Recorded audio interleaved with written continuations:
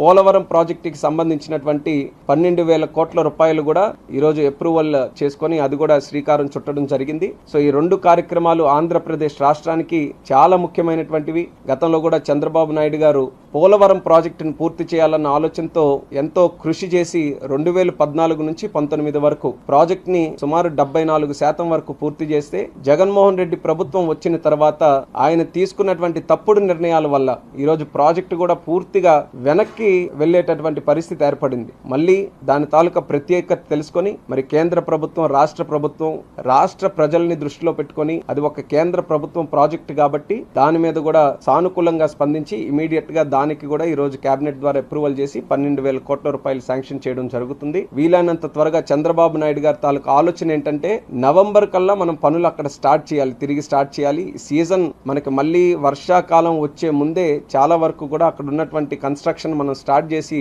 Progress ని మనం ముందుకు నడిపించాలనే ఆలోచనతో చంద్రబాబు నాయుడు గారు కూడా పెద్ద ఎత్తున ఆ యొక్క ప్రాజెక్టు మీద కూడా మళ్ళీ తిరిగి దృష్టి పెట్టడం వల్లే ఇవన్నీ కూడా సాధ్యమయ్యాయని కూడా ఈ రోజు గర్వంగా ఈ సందర్భంగా తెలియజేసుకుంటున్నాను. స్ట్రక్చర్ ఈ యొక్క నోడ్ లో మనం క్రియేట్ చేస్తున్నాము. దానికి సంబంధించి 12,000 కోట్ల వరకు కూడా ఇన్వెస్ట్మెంట్స్ ఈ యొక్క నోడ్ లో వచ్చేటటువంటి అవకాశం ఉంది. ఈ నోడ్ ని సుమారు 45,000 ఎంప్లాయ్మెంట్ జనరేషన్ కూడా ఈ యొక్క నోడ్ ద్వారా అవుతుంది. సుమారు ఈ యొక్క ఓర్వకల్ తాలూకా నోడ్ ను మనం చూసుకుంటే కర్నూలు జిల్లాలో ఉన్నటువంటి ఓర్వకల్ నోడ్ చాలా ఆ ప్రాంతానికి మనకు తెలిసినదే రాయలసీమ లాంటి వెనుకబడినటువంటి ప్రాంతంలో జాబ్ క్రియేషన్ ఎంత ముఖ్యమైనటువంటిదో ఎకనామిక్ యాక్టివిటీ పెంపొందించాల్సినటువంటి అవసరం ఎంత ఉందో మనం అందరికీ కూడా తెలిసినటువంటి విషయమే. అందుకనే ప్రత్యేకంగా ఈ యొక్క ఓర్వకల్ నోడ్ ను కూడా సెలెక్ట్ చేసి మరి ఇక్కడ అభివృద్ధి చేయడానికి కేంద్ర ప్రభుత్వం ద్వారా రాష్ట్ర సహకారంతో దీనికి కూడా శ్రీకారం చుట్టడం జరుగుతుంది. మరొక నోడ్ మనకి కొప్పర్తిలో ఏర్పాటు చేస్తున్నాం. కడప జిల్లాలో కొప్పర్తి విశాఖపట్నం చెన్నై ఇండస్ట్రియల్ కారిడార్ లో వస్తుంది.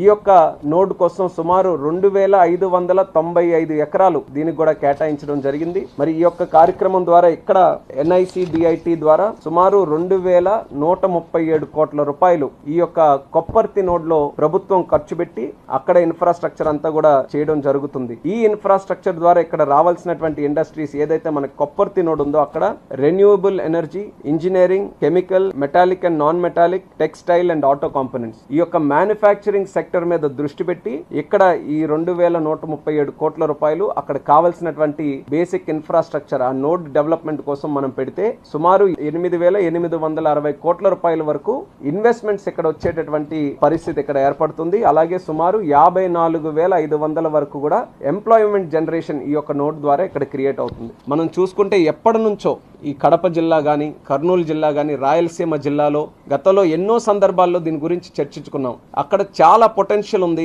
బెంగళూరు సమీపంలో ఉంటుంది, చెన్నై సమీపంలో ఉంటుంది, మరొక పక్కన హైదరాబాద్ లో సమీపంలో ఉంటుంది. కానీ గతంలో పెద్ద ఎత్తున అక్కడ కార్యక్రమాలు చేయలేకపోవడం వల్ల ఆశించినటువంటి స్థాయిలో అభివృద్ధి జరగలేకపోయింది. కానీ ప్రభుత్వం, రాష్ట్ర ప్రభుత్వం, కేంద్ర ప్రభుత్వం ఇద్దరు కూడా కలిసి కట్టుగా ఒక నిర్ణయం తీసుకొని ఈ రెండు నోడ్స్ ను కూడా సెలెక్ట్ చేసుకొని మంచి నిర్ణయంతో ఈ రోజు కేబినెట్ లో కూడా అప్రూవల్ తీసుకున్నాం.